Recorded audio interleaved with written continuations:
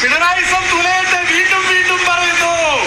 കേരളം മുടിപ്പിക്കാനുള്ള പിണറായി വിജയൻ, പിണറായി എന്ന് പറയുന്ന വൃത്തികെട്ടവൻ ഈ നാട് മുടിപ്പിക്കും. ജനാധിപത്യം സംരക്ഷിക്കാൻ വേണ്ടി ഉടുപ്പിടാതെ ജയിലിൽ പോകുന്നു, ഉടുപ്പിടാതെ ജയിലിലേക്ക് പോകുന്നു.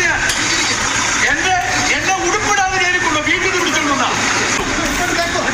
എന്നോട് പിടിച്ചോണ്ട് പോന്നു. എനിക്കറിയത്തില്ല, എന്നോട് പറഞ്ഞില്ല. സ്ത്രീത്വത്തെ അവമാനിച്ചതാണ് കേസ്. എന്നോട് പറഞ്ഞിട്ടില്ല, എനിക്കറിയില്ല. എന്നെ പിടിച്ചോണ്ട് വന്നു. കേസ് എന്താണെന്നൊക്കെ പറയാമെന്ന് പറഞ്ഞു. അറസ്റ്റ് ചെയ്തു. ഞാൻ സ്ത്രീത്വം അപമാനിക്കത്തില്ല. തട്ടിപ്പുകാർക്കെതിരെയും അഴിമതിക്കെതിരെയും പോരാടും.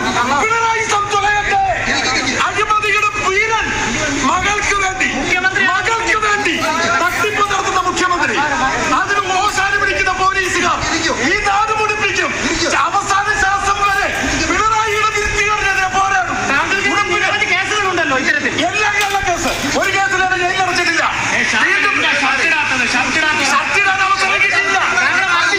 മർദ്ദിച്ചില്ല, പിടിച്ചോണ്ട് പോകുന്നു. പ്രായമായ അപ്പന്റെ അമ്മയുടെ മുമ്പിൽ ഭക്ഷണം കഴിച്ചപ്പോ എന്നെ പിടിച്ചോണ്ട് പോകുന്നു. അനുവദിക്കുന്നില്ലേ? അവരെന്നെ പിടിച്ചോണ്ട് പോകുന്നു. വരുമോ? ആരെ വിളിക്കാൻ? അപ്പൊ വീണ്ടും ജനാധിപത്യം സംരക്ഷിക്കാൻ ഞാൻ ജയിലിലേക്ക് പോകുന്നു. എന്തിനോ വേണ്ടി സർക്കാർ ഇപ്പോഴും എന്നെ വേട്ടയാടുന്നു. പതിയെ പതിയെ പതിയെ വണ്ടി ഓടിച്ച് ഞാനിവിടെ എത്തി. വരുന്ന വഴിക്ക് തന്നെ എനിക്ക് സംശയം തോന്നിയിരുന്നു ആരോ എന്നെ പിന്തുടരുന്നു.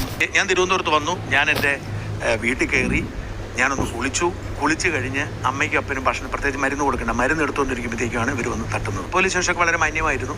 ഞാനവിടെ ഇരുന്നു. അവരതിന് ശേഷം എന്നെക്കൊണ്ട് അറസ്റ്റിൻ്റെ എല്ലാം ഒപ്പിടിപ്പിച്ചു. അതിനകത്ത് കുറേ സെക്ഷൻസ്, എനിക്ക് ഇപ്പോഴത്തെ പഴയ സെക്ഷൻ ആയതുകൊണ്ട് എനിക്ക് പഴയത് അറിയത്തില്ല, പുതിയത്. ഇപ്പം എന്തായാലും IT Act 67 ഉണ്ടെന്ന് കണ്ടു. 67 എന്ന് പറയുന്നത് ഈ അശ്ലീല സംപ്രേഷണം. ഞാൻ അങ്ങനെ ഒരു സാധനം ആരെക്കുറിച്ച് നടത്തിയിട്ടില്ല. അപ്പോൾ ആരാണ് പരാതിക്കാരെന്ന് എന്നോട് പറഞ്ഞിട്ടില്ല. എന്താണ് കേസ് എനിക്കറിയത്തില്ല. ഉടുപ്പിടാത്ത ആളുകൾ കസേര ഇരിക്കാനുള്ള യോഗ്യതയില്ലെന്ന് തോന്നിയ നിലത്താണ് ഇരുന്നത്. ഈ ഷിഹാബ് ഷാ എന്ന് പറയുന്ന ദുബായ് കേന്ദ്രീകരിച്ച് ഒരു വലിയ തട്ടിപ്പ് നടന്ന ഒരാളുണ്ട്. ഇയാൾ ഇപ്പം കേരള പോലീസ് ലുക്കൗട്ട് നോട്ടീസുള്ളതാണ്. ദുബായിൽ അയാൾ ജയിലിലാണ് ഇപ്പോൾ. ഇയാൾ എന്തോ ഒരു കെൻസ വെൽനസ് സെൻ്റർ എന്നൊക്കെ പറഞ്ഞുകൊണ്ട് നിരവധി ആളുകളെ തട്ടിപ്പ് നടത്തിയിട്ടുള്ള ആളാണ്. ഇയാൾക്കെതിരെ വാർത്ത. അപ്പോൾ ഇയാളുടെ തട്ടിപ്പിൻ്റെ കൂട്ടാളിയാണ്, ഇയാളുടെ തട്ടിപ്പ് സ്ഥാപനത്തിൻ്റെ ജനറൽ മാനേജറായ ഒരു സ്ത്രീയാണ്. അപ്പോൾ സ്വാഭാവികമായിട്ടും ഈ സ്ത്രീക്കെതിരെ പരാതിയുണ്ട്, അവർക്കെതിരെ തെളിവുകളുണ്ട്. അപ്പോൾ ആ സ്ത്രീയെക്കുറിച്ച് ഞാൻ പറഞ്ഞു, ആ സ്ത്രീയാണെന്ന് എനിക്ക് തോന്നുന്നു. ആ തട്ടിപ്പിനെ കുറിച്ച് വാർത്ത കൊടുത്തപ്പോൾ ആ സ്ത്രീയെക്കുറിച്ചും കൊടുത്തിട്ടുണ്ട്. അവർ പറഞ്ഞ പേര് കേട്ടപ്പോൾ ആ സ്ത്രീയാണ്. എനിക്ക് നോക്കാനുള്ള സമയം കിട്ടില്ല. ഞാൻ മനസ്സിലാക്കുന്നു ഷിഹാബ് ഷായുടെ കൂട്ടാളിയായ ഒരു സ്ത്രീ, ആ സ്ത്രീയുടെ പേരാണെന്ന് തോന്നുന്നു.